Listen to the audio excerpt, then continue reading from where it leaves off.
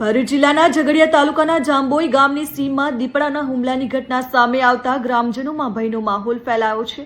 મળતી માહિતી મુજબ રૂમાલપુરા ગામના બાબુભાઈ જયરામભાઈ ખેતર તરફ જઈ રહ્યા હતા ત્યારે જાંબોઈ ગામની સીમમાં આવેલ ખેતર વિસ્તારમાં અચાનક એક દીપડો આવી ચડ્યો અને તેમના પર હુમલો કર્યો। હુમલા દરમિયાન બાબુભાઈને હાથ અને પગના ભાગે ઈજાઓ પહોંચી હતી।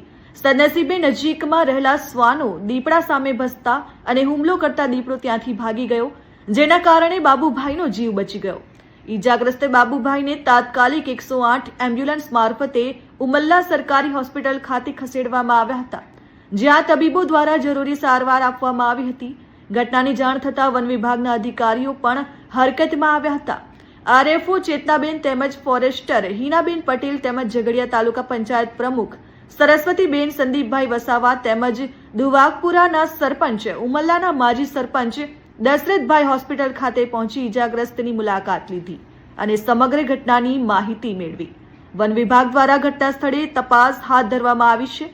આરએફઓ ચેતનાબેને જણાવ્યું હતું કે ગ્રામજનોની સુરક્ષાને ધ્યાનમાં રાખીને ઘટના સ્થળ નજીક દીપડાને પકડવા માટે પાંજરું મૂકવાની કાર્યવાહી કરવામાં આવશે।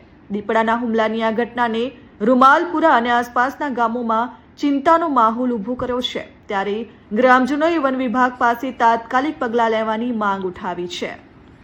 મારું નામ પિનલ છે। મારા મોટા પપ્પા બાબુભાઈ તેમને અચાનક ખેતરે જતા અચાનક શેરીમાંથી દીપડો નીકળ્યો તો હુમલો કર્યો તો પગમાં અને હાથમાં વાગ્યું તો કૂતરાની મદદથી તેઓ વધારે ઈજાગ્રસ્તથી બચી ગયા। ઉમલ્લા દવાખાને દાખલ કર્યા।